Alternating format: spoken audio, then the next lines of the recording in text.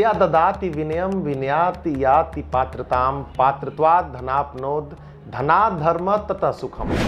शिक्षा के बारे में हमारे पुराणों में, साहित्यों में यह बात बड़े स्पष्ट ढंग से कही गई है, लेकिन शिक्षा की स्थिति लगातार बदलती जा रही है और यह बदलती स्थिति हमें इस बात की तरफ इशारा कर रही है कि इस पर चर्चा लगातार होनी चाहिए। आज हम हैं modern college of professional studies में और हमारे साथ हैं डॉक्टर निशा सिंह, जो हमें बताएंगी कि शिक्षा की दशा और दिशा में कितना बदलाव हो रहा है और कितने बदलाव की ज़रूरत है। मैम, आपका बहुत बहुत स्वागत है। शिक्षा की स्थिति में जिस तरीके के बदलाव हो रहे हैं, नए ज़माने में टेक्नोलॉजीज आ रही हैं, बच्चों की मानसिकता में बदलाव हो रहे हैं, पेरेंट्स की मानसिकता में बदलाव हो रहे हैं, तो इस पूरे परिदृश्य को आप कैसे देखती हैं? देखिए, पूरी तरह से सिनेरियो कहें या वातावरण कहें चेंज है और इसमें कोई एक फैक्टर काम नहीं कर रहा, बल्कि सारे हैं, जिसमें मैं ये मान के चलूँगी कि अगर शिक्षा में गिरावट है तो वो गिरावट में माता पिता भी उतने ही दोषी हैं, टीचर भी दोषी है और बच्चा भी दोषी है।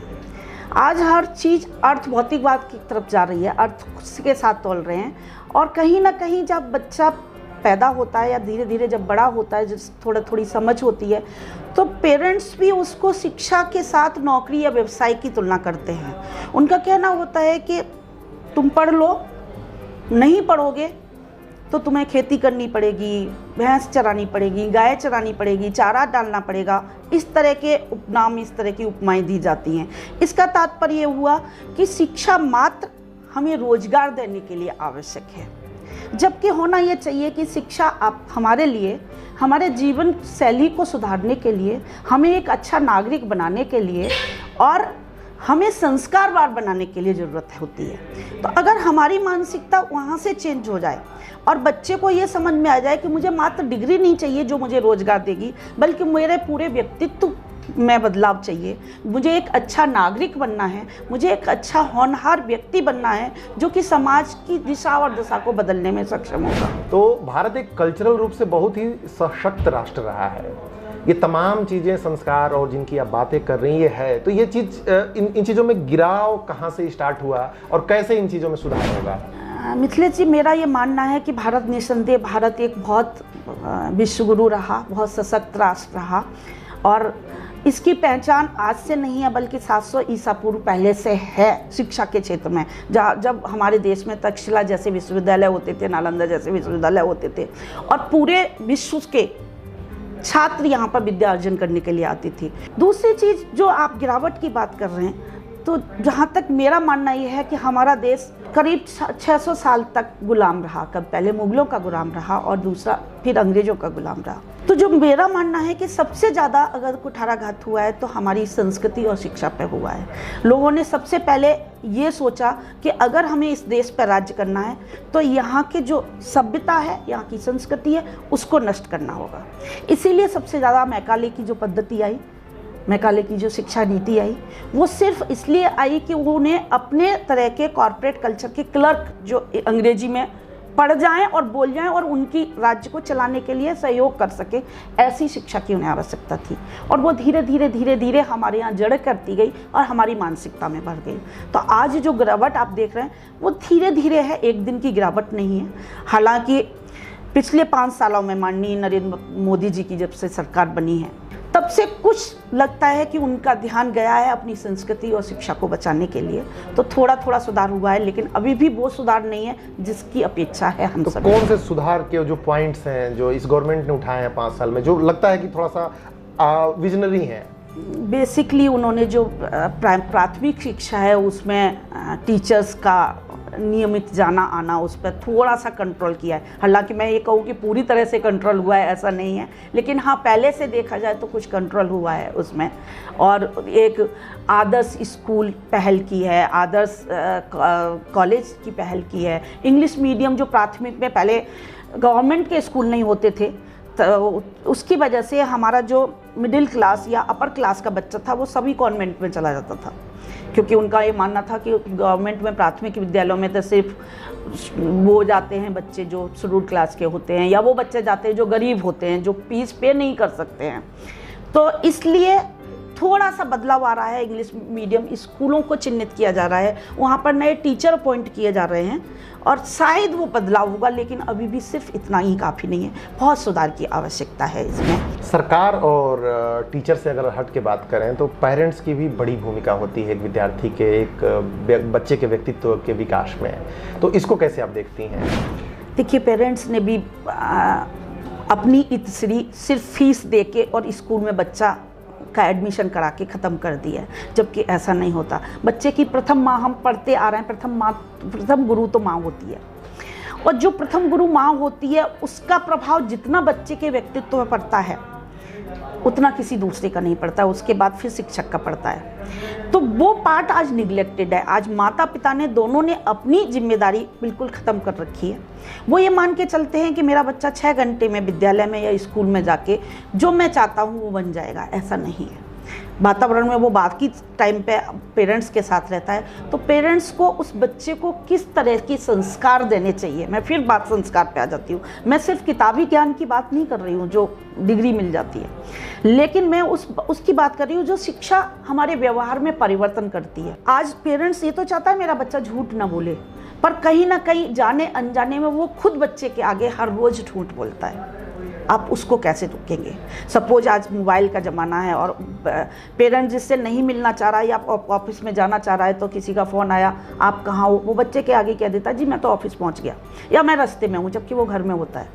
तो वो बच्चा वो नहीं देख रहा या वो नहीं सीख रहा जो उसे किताबों में सिखाया जा रहा है कि सत्य बोलना एक अच्छी बात है, आपको अपने अंदर सत्यता लानी चाहिए। वो सीख तो वो रहा है जो उसके फादर ने उसके सामने एग्जाम्पल सेट किया है, क्योंकि वो अपने पापा को भी रोल मॉडल मानता है आफ्टर ऑल। तो पिता जाने अनजाने में वो चीज़ सिखा रहा है जो बच्चे को नहीं सीखनी चाहिए। इसलिए माता पिता का बहुत बड़ा रोल है। मेरा मानना ये है माता पिता को अपना व्यवहार, अपना आचरण और बच्चे के प्रति उतना ही उत्तरदायित्व होना पड़ेगा जितना एक शिक्षक को होना चाहिए, जितना विद्यालय को होना चाहिए। हम सभी जानते हैं किशोरावस्था आती है तो बच्चे के अंदर संवेग बदलते हैं, उसका पूरा बॉडी का स्ट्रक्चर चेंज होता है, इमोशंस होते हैं। ऐसे समय में अगर बच्चे को प्यार माँ बाप से नहीं मिलेगा या उसे सही दिशा, सही गाइडेंस, सही निर्देशन माँ बाप से नहीं मिलेगा, तो वो पड़ोस में अड़ोस में अपने दोस्तों से इधर उधर तलाशेगा। उसमें मे भी हो सकता है उसकी संगत अच्छी भी हो सकती है, खराब भी हो सकती है। उसका जिम्मेदार कौन होगा? तो पेरेंट्स को चाहिए कि वो प्यार, वो इमोशंस, वो सारी चीज़ें वो अपने बच्चों को खुद दें और उसके सही और गलत की पहचान खुद कराएं। बड़ा होने के बाद पेरेंट्स एज ए गार्जियन ना बल्कि दोस्त बन के रहें। वो खुद दोस्त बन जाएंगे तो शायद बच्चे को बाहर दोस्त तलाश करने की ज़रूरत नहीं पड़ेगी। बहुत सटीक बात आपने कही मैम कि पेरेंट्स की जिम्मेदारी सर्वाधिक होती है। मोबाइल फ़ोन की भी चर्चा की आपने, तो टेक्नोलॉजी ने पूरी दुनिया को बदल दिया। हमारे प्रधानमंत्री जी आपने उदाहरण दिया, डिजिटल इंडिया के बड़े समर्थक रहे हैं और उन्होंने एक तरह से क्रांति लाई है। तो क्या एक स्टूडेंट की मानसिकता पे, उसकी जीवनचर्या पे, उसके विकास पे या उसकी गिरावट पे एक समग्र रूप में आप कैसे देखती हैं? टेक्नोलॉजी कैसे अफेक्ट करती है? देखिए, टेक्नोलॉजी नो डाउट ये भी एक टूल्स है, सहायक सामग्री, जिसको कि जैसे हम बीएड में हम शिक्षकों को बताते हैं कि आप जितना अधिक, हमारी 5 इंद्रियां होती हैं और शिक्षा भी अगर जितनी अधिक इंद्रियों के द्वारा ग्रहण की जाएगी उतना ही स्थायित्व होगी, सस्टेबल होगी। तो अगर हम ये चाहते हैं कि टेक्नोलॉजी को एज ए टूल की तरह से इस्तेमाल किया जाए, सहायक सामग्री, तब तो वो इफ़ेक्टिव है। लेकिन अगर हमने उसका दुरुपयोग करना शुरू कर दिया तो हर चीज़, एटम बम प्रधानमंत्री ने या हमारा जो परमाणु हथियार प्रधानमंत्री ने सेल्फ रक्षा के लिए बनाया है, लेकिन अगर वही सेल्फ रक्षा न करके हम ऐसे कर देंगे तो वो घातक तो होगा कहीं ना कहीं। तो हम सबको, पेरेंट्स को, टीचर्स को, विद्यालय को, समाज को ये समझना होगा कि जो मोबाइल है आज किस उम्र में तो बच्चे को देना चाहिए और क्या क्या उसे इस्तेमाल करने के लिए बोलना चाहिए। उस पर भी पूरी तरह से निरीक्षण, मैं ये नहीं कहती हूँ कि पाबंदी बहुत ज़्यादा हो जाए, अति हो जाएगी किसी भी चीज़ की तो वो अति ब्लास्ट ही करती है। बट एक समय की बात होती है मैम कि एक गार्जियन के पास, एक पेरेंट्स के पास खुद भी समय नहीं होता है, माँ बाप दोनों वर्किंग कल्चर में आ गए हैं, तो बच्चे को कहाँ से ये एक कौन सा इकोसिस्टम हम बना रहे हैं, कौन सा इकोसिस्टम बन रहा है और इस पर बात कौन कर रहा है, इसके लिए हम कितने जिम्मेदार हैं, इस पर कौन से फोरम्स आयोजित होती हैं, कौन सी इवेंट्स आयोजित होती हैं जिस पे इन समस्याओं पर चर्चा हो? मिथिलेश जी, बिल्कुल होनी चाहिए। मेरा ये मानना भी है कि आज के दौर में इस पे इवेंट, इसमें फोरम साइड नहीं हो रही, इस पर सेमिनार होने चाहिए, बल्कि उन पेरेंट्स को बुलाना चाहिए और वर्किंग पेरेंट्स को भी बुलाना चाहिए। देखिए, समायोजन जो हम कहते हैं, टाइम मैनेजमेंट, समय प्रबंधन, वो तो हम सभी को करना पड़ेगा। मैं ये मानती हूँ कि अगर आपको अपना स्टेटस सिंबल बढ़ाना है या भौतिक रूप से आपको समृद्ध होना है या विकास की दौड़ में आगे बढ़ना है भारत को जैसे, तो दोनों का वर्किंग होना भी कहीं हद तक ठीक है। लेकिन हम दोनों ही हैं, पति पत्नी, अगर दोनों ही ये बात जिम्मेदारी से निभा लें कि दोनों की सहभागिता, जिस तरह से अर्थ को मजबूत करने में, घर की आर्थिक स्थिति मजबूत करने में दोनों की सहभागिता जरूरी हो गई है, उसी तरह से बच्चों के परवरिश में भी वो सहभागिता उतनी ही आवश्यक होनी चाहिए। तो दोनों मिलकर अगर समय प्रबंधन कर लेंगे तो मुझे नहीं लगता है, कहीं ना कहीं ज़रूरी नहीं है कि आप वही जॉब दोनों कहीं कीजिए, जो कॉर्पोरेट, जो सुबह 7 बजे से हस्बैंड भी जा रहा है और रात को लेट नाइट 9 बजे दोनों ही लौट रहे हैं। हम ऐसा भी कर सकते हैं, अगर हस्बैंड की जॉब लंबे टाइम तक की है तो वाइफ कुछ शॉर्ट टर्म की जॉब ढूंढ ले, घर बैठ के कोई कर ले, जिसके दोनों का, आजकल तो ऑनलाइन बिजनेस भी बहुत चल गया है, तो घर बैठ के अगर आपके पास टैलेंट है तो वर्क किया। मुझे लगता है कि अर्थ कमाने के लिए या पैसा कमाने के लिए कोई बहुत ज़्यादा ऐसा नहीं है कि ज़रूरत पड़ेगी। एक समय तक, जब तक बच्चा छोटा है तब तक परवरिश दोनों को मिलके एक समायोजन से करनी पड़ेगी। तो हमारे यहाँ तो कहते हैं कि एक गांव की चरितार्थ सूक्ति है कि पूत कपूत तो क्या धन संचय, पूत सपूत तो क्या धन संचय। बहुत परफेक्ट बात है। तो ये मॉडर्न कॉलेज में मैम कि इसके पीछे क्या विजन रहा है और किस तरीके से स्टार्ट हुआ, कौन से माइलस्टोन रहे, इसके बारे में थोड़ा बताइए, क्योंकि ये सारी चर्चाओं का अंततः एक विद्यालय ही स्थान है जहाँ प्रयोग होता है। देखिए, यहाँ के जो मैनेजमेंट, जो प्रबंध कमेटी है, उनका विजन वाकई में बहुत ही सुलझा हुआ और दूरदर्शितापूर्ण विजन है, क्योंकि इसके आसपास जो यहाँ अर्थला गांव लगता है, जहाँ पर कुछ मध्यम परिवार के लोग रहते हैं जो बहुत अच्छी फीस अफोर्ड नहीं कर पाते हैं, और भी दूसरे लोग हैं। तो यहाँ के लोगों का विजन है कि हम एक शिक्षा उन लोगों को भी दे सके, उन तबकों को भी दे सके जो कि फीस के कारण या किसी और के कारण उन स्कूलों तक नहीं पहुँच पाते हैं, जहाँ पर कि एक फ़ीस का बहुत बड़ा बोझ लगता है उनको। पहला काम ये। दूसरा, व्यावसायिक, हमारे यहाँ जितने भी मॉडर्न कॉलेज में कोर्स चलते हैं सभी व्यावसायिक कोर्स चलते हैं। एक टीचर ट्रेनिंग, मतलब एमएड, बीएड, बीबीए, बीसीए और लॉ, सारे के सारे ऐसे कोर्स हैं कि वो यहाँ से निकलने के बाद हमारी कोशिश होती है कि अगर मैं बीएड करा रही हूँ तो बीएड करने के बाद मेरे यहाँ से कम एक आदर्श शिक्षक निकल के जाए, जो अपने बच्चों को भी वही जो हम चाहते हैं कि बच्चा आज कैसा होना चाहिए, शिक्षक की भूमिका कैसी होनी चाहिए, वैसा वो शिक्षक निकले। तो पहला विजन ये है कि हमारे यहाँ से पढ़ने वाला हर व्यक्ति सामाजिक कार्य करता हुआ अपनी अर्थोपार्जन का भी योगदान करता रहे, लेकिन वो अर्थ के उपार्जन में वो अपने दायित्वों को, अपने समाज के प्रति जो दायित्व हैं उनका निर्वाह करना ना भूले। तो विजन, मैं प्रबंध समिति का जहाँ तक बात करें, बहुत अच्छा विजन है और 2003 से इस कॉलेज की शुरुआत हुई। गणेश शिक्षा समिति है जिसके अंडर में modern college of professional study चल रहा है। चौधरी चरण सिंह यूनिवर्सिटी से एफिलेटेड है ये कॉलेज, और आज की डेट में यहाँ पर 2003 से आज तक करीबन कुछ नहीं तो 15 से 16 हज़ार बच्चे यहाँ से विद्यालय के विभिन्न डिफरेंट उसमें, आज कुछ गवर्नमेंट में भी हैं, अच्छे स्कूलों में भी हैं, अच्छे कॉर्पोरेट में भी हैं, मैनेजर तक हैं, विप्रो और टीसीएस जैसी कंपनियों में बीबीए बीसीए का बच्चा लगा हुआ है मेरे यहाँ का। और एलएलबी, जहाँ मॉडर्न कॉलेज लॉ भी चलता है जिसमें एलएलबी के बच्चे हैं, तो वो लीगल के क्षेत्र में भी विभिन्न जगहों पर काम कर रहे हैं। जज बने हैं मेरे यहाँ से टीचर भी जज बने हुए हैं मेरे यहाँ के। तो ऐसा नहीं है, कॉलेज एक का विजन है, कॉलेज का एक दृष्टि है कि कॉलेज गुणवत्तापरक शिक्षा दे इस जगत को, जिससे कि समाज में जितनी भी कुशल व्यक्तित्व का निर्माण हो सकता है वो यहाँ से निकल के बच्चा जो करे, जो कि अपना समाज के प्रति अपना दायित्व का निर्वाह करे। बहुत बड़ी बात आपने कही मैम, क्योंकि अंततः एक विद्यार्थी जो निकलता है वो एक वही बता सकता है और उसी की मानसिकता, उसी की सफलता बताती है कि एक विद्यालय की क्या अहमियत है। एक बच्चे के व्यक्तित्व का निर्माण में कोई कमी आ गई तो वो पूरी जिंदगी खराब होगा, और वो न सिर्फ खुद के लिए खराब होगा बल्कि वो समाज में जाने कितनों को खराबी देगा।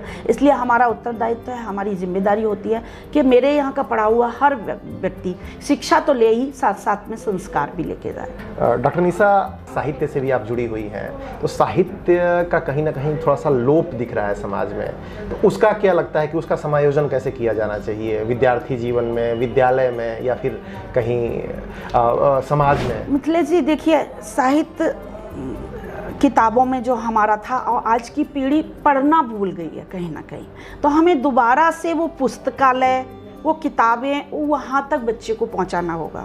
और मैं फिर से आती हूँ कि उसमें सबकी भूमिका अहम होगी, माता पिता, शिक्षक और बच्चा। हमें दोबारा से वो चीज़ लानी होगी।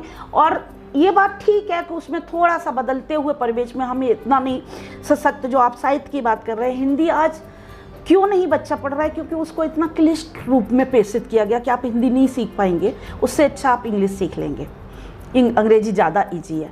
लेकिन हमें भाषा ही है, हम उसको मिश्रित भी कर सकते हैं। उस मिश्रित करने में हमारा जो भला होगा, हम अपनी मूल भाषा से तो बने ही रहेंगे, जुड़े रहेंगे, और साथ ही बच्चों के अंदर वो इंटरेस्ट भी कि वो उसको उतना कठिनाई ना हो उस भाषा को सीखने में, जिससे वो दूर भागे।